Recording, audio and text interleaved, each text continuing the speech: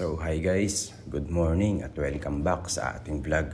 Sa video na ito ay dadayuhin natin ang isang bago at napakagandang tourist spot o campsite na talaga namang mapapatulala ka na lang sa taglay nitong ganda.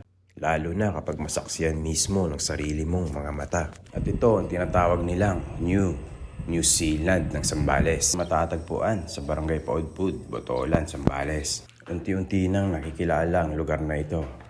Dumadami na din ang mga pumupuntang turista dito magmula pa sa malayo. Kagaya ko na nga lamang nagaling pa ng Laguna.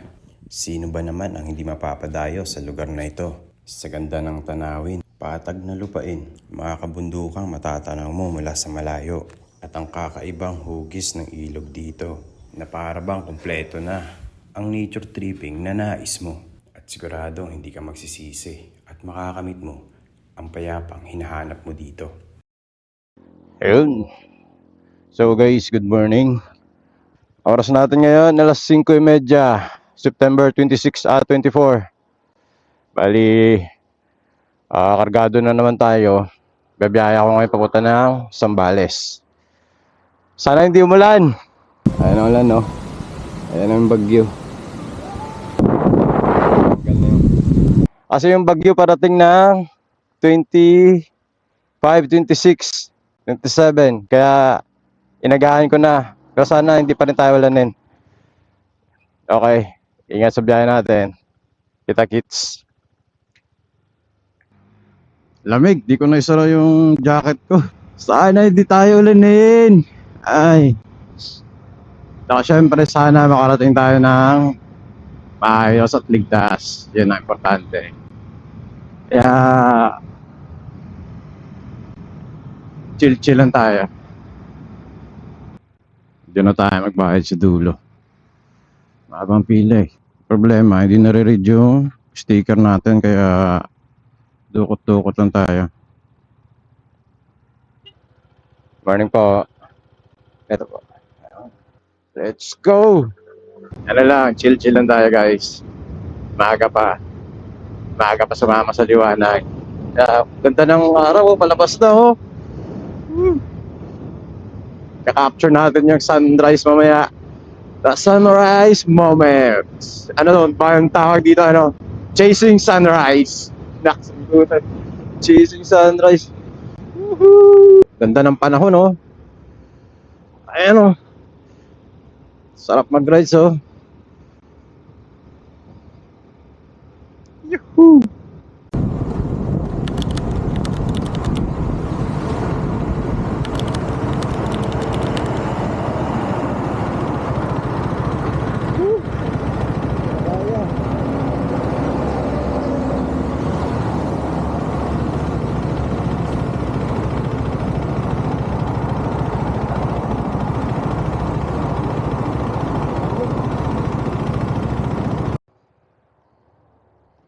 Yo. So yun guys, nakalabas na tayo ng Skyway. Dito nga tayo ngayon sa NLEX. Marami pa palang laman yung easy trip ko. 1.8 pa. Kaya ayun, paligtas. Okay. Let's go.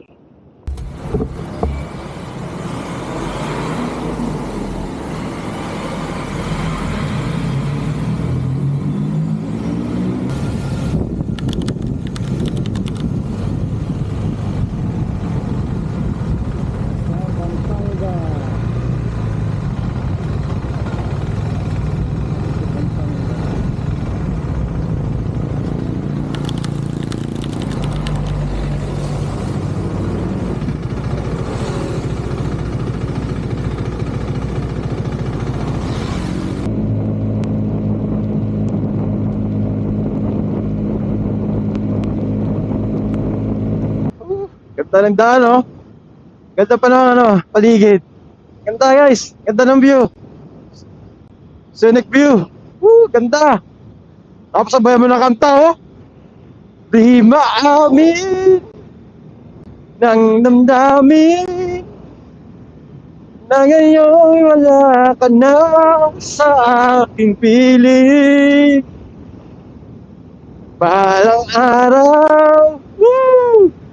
At dalangin mayakap kang muli at maangkin. Ngunit paano nga ba ang pag-ibig mo'y magbabalik? Batid ko na nasaktan kita ng labis, at sinabi ko sa'yo na kaya kong limutin ka. Bakit ngayon hinanap kita? Woo! Ganda! Woo! Dinalupian! Subek! Woo! Ang ganda, guys! Ano, tara na dito! Woohoo! Lakas ng hangin! Magalaw yung 360 ko. Woo! Ang ganda, guys! Ano? Sarap mag-runs yung ganito, ano? Ganitong view, saka ganitong panahon. Sarap talaga magmotor, guys! Ay! Woohoo! Woo! Ganda! Ganda! Woo! Ganda dito! Ganda, oh! Ah.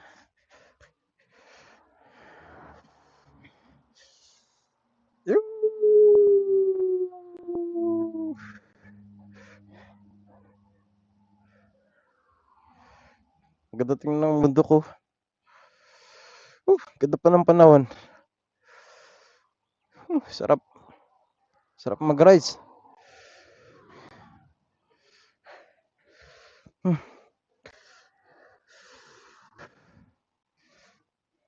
Kaya lang, magsintas muna ako.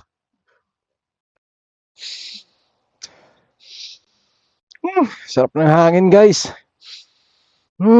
Fresh. Meron pa doon isang mundo ko natatakpan pa ng ulap. Hindi pa lumabas. Sana hindi umulan na malakas. Para masarap ang rides ni Toto. Guys, dito tayo sa palengke. Bibili muna tayo ng pang-ulam. Ano kaya masarap na ulamin ngayong maulan? Ikat-ikat muna tayo.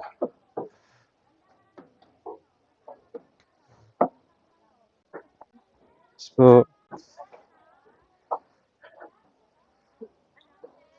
wala kayong buto-buto? Kalahati lang po. Magkano pang kalahati? Bili tayo ng pangsigang. Tama na? Sige, pwede na ba yan? Anong palengke na to, Nay? Ashte. Salamat po. Bili naman tayo ng panglahok. Mga gulay-gulay. Kangkong. Kangkong. Hanap tayo ng kangkong. Ayan, o. Te. Kangkong, te. Pura.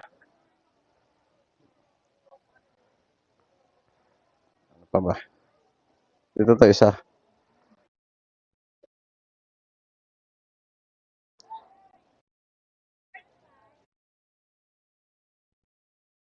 Sili.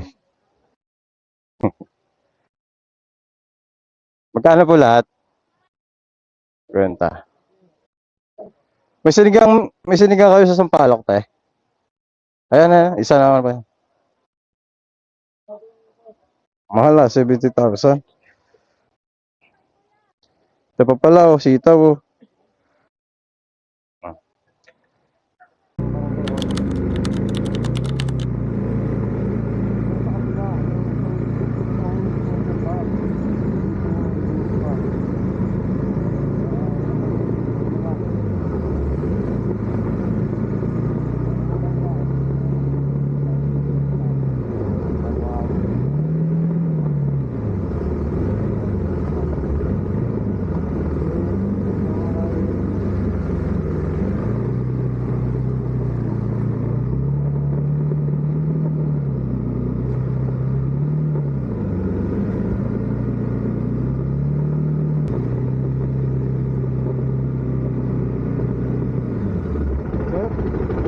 dito papunta ng Souls Nature Park. Ay, ito na po yan.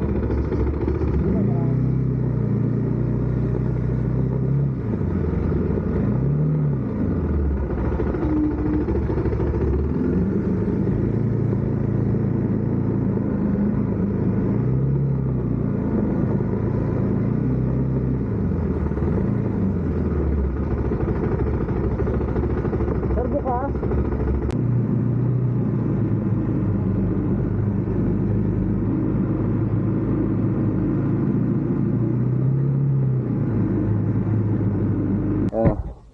Dito ako ngayon sa Souls Nature Park. Wala nakatao-tao guys, mag-isa ko lang. Solo ko na naman ang campsite. Ayan. So what's up guys? Andito ako ngayon sa Podfood, Botolan. Ang New Zealand ng Podfood. Ganda dito oh. Tsaka walang tao. Solo ko na naman ang campsite. Hanap muna ako kung saan pwedeng pumesto. Dito kaya. Huwag tayo dito sa rito. Dahil may bagyo ngayon, layo-layo muna tayo sa ilog. Kaya lang, yung gamit ko, andun. Dito sana, kaso, hindi sana maganda kaso. Yung gamit ko, hakutin ko pa. Pero kung doon sana, okay nandun eh. Hello. Nahanap na akong spot.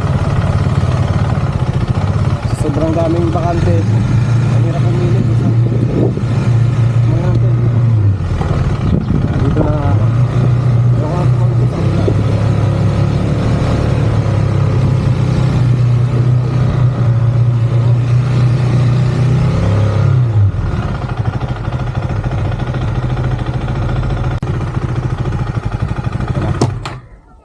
Tayo sa lalim ng puno.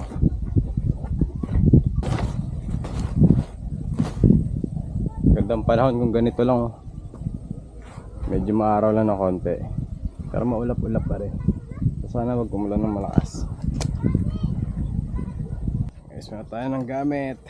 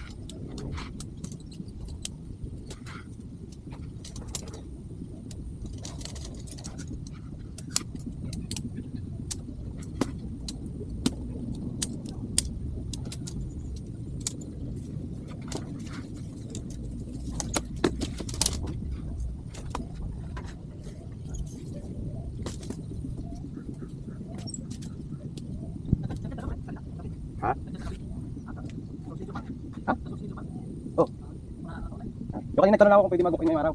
Kasi hindi ko na, kasi nalubat na. Pero dati nung nakaraan nag-inquire na ako eh. Pwede naman daw.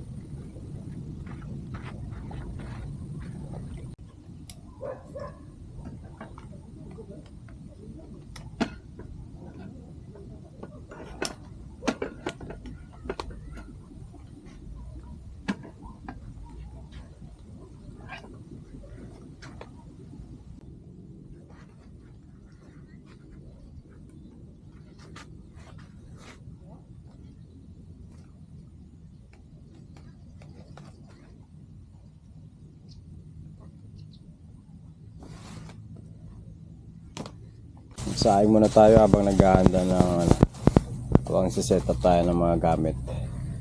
Gutom na.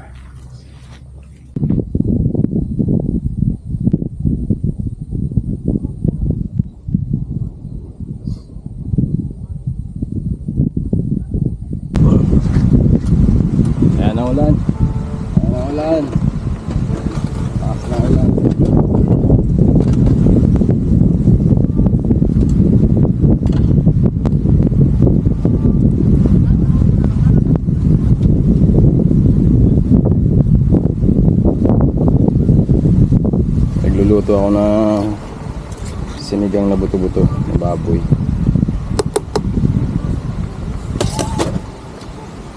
Ayan ang ulan, no? Ayan ang bagyo. Ganda dito, oh. Souls Nature Camp.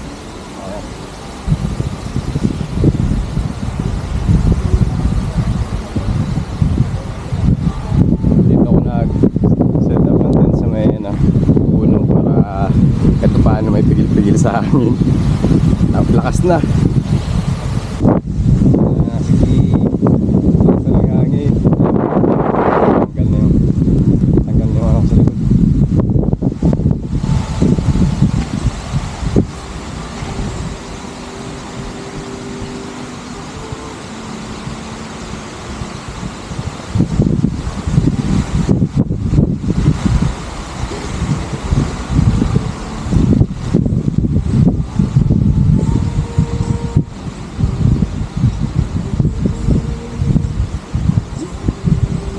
Hindi ko pwede isarado to kasi pag sarado yung hangin na dumadaan hindi na makatagos.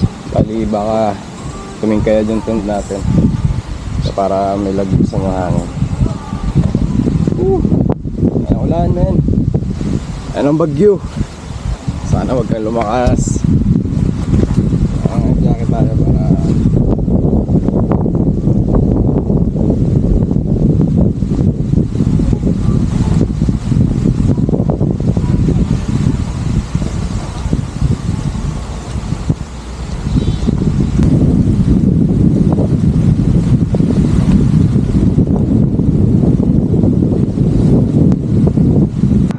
guys, inulan na tayo dito sa Souls Nature Camp. Ayan. Pero hindi naman malakas, sakto lang.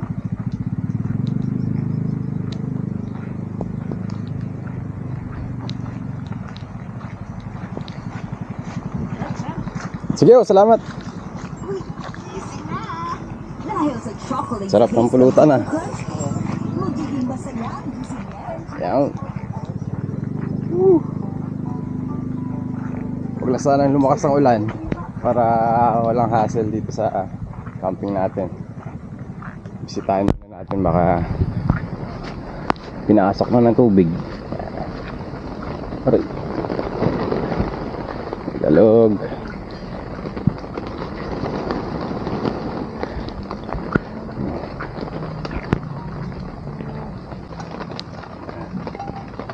Kain muna tayo. Wala pa akong almusal, wala pa akong tanghalian. Bali, alas 3:20 na ngayon. Ngayon ko lang ako kakain.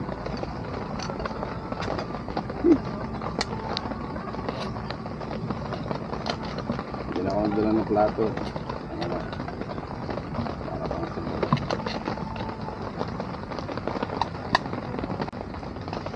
Itong ulam ko, sinigang na buto-buto ng baboy. Gutom na.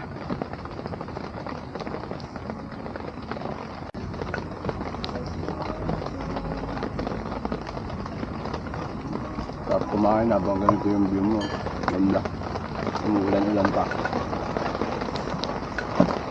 Gaganahan ko talaga kumain nito.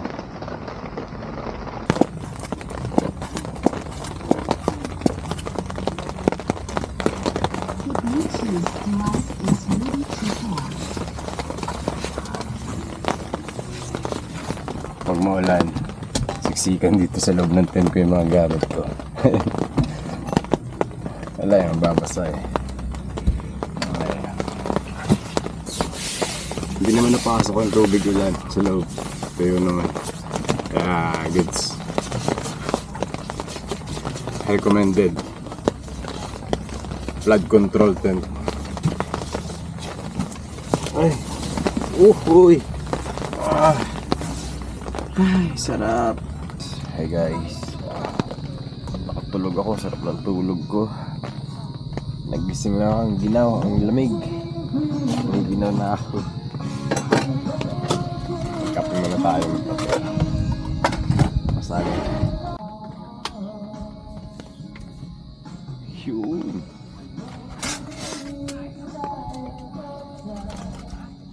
I'm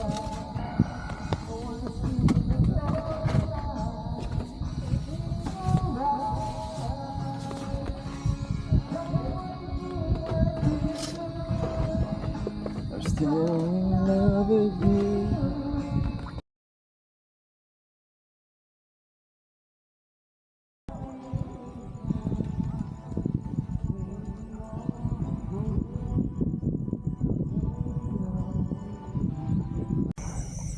Wala nang ibang campers maliban sa akin. Ako na lang. Meron nang sa kabilang cottage. Pero yung ano, may-ari ng site. Nag-happy-happy sila ng konti. Pero bukod sa akin, wala na. Kanina nga pa merong mga iilan naligo. Tsaka nag-inom-inom sa ibang cottage. Pero nagsiuwian din. Siguro mga taga dito lang malapit yun. Walang ibang nagka-camping overnight. Mga mula sa malayo kasi nga may bagyo. Ako kahit may bagyo bahala na basta makapag-camping. So tapos na ako kumain. Lisod na ito, pang almusal ko sana bukas to pare sa kape. Kaya lang ang daming aso, wala akong ibang maibigay kaya ito na lang, hati-hati na lang kami. Hati-hati rin kayo masaya.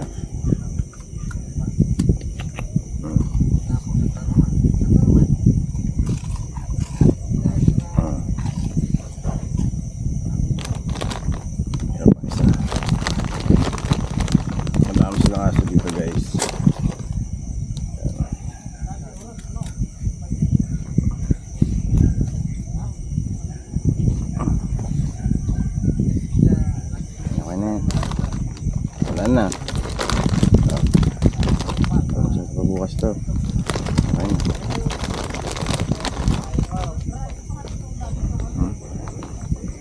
Masarap po. Talo. Hindi mo talo. Tama na. Ay masarap po bukas to. So guys, nakapaghugas na ako ng mga pinaglutuan saka pinagkainan.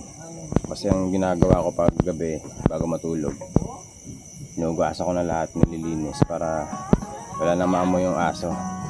Kasi sa campsite hindi natin may iwasan na maraming asong pag-alagala. Kung may naaamoyan sila, kukot-kutin nila yan, saka guguluhin nila yan hanggat makuha nila. Kaya para iwas na rin sa mga ganon, mabuti nang ilipid na natin para iwas abala, iwas kalat, gano'n.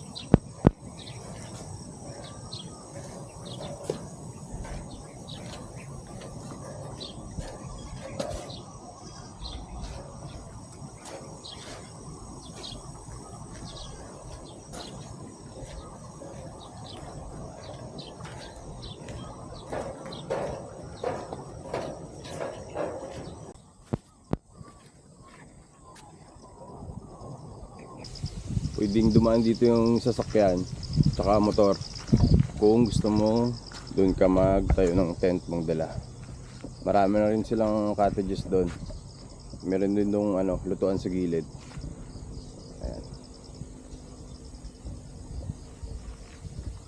Dito ako naka set up ng tent dyan sa may puno ng ano.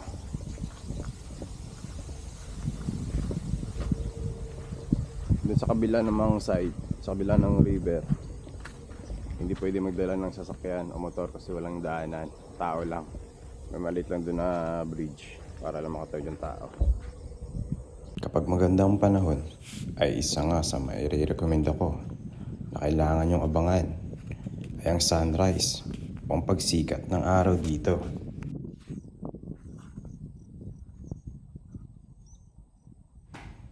Nakita nyo naman kung gaano kaganda. Na tila ba tunay na nasa New Zealand ka.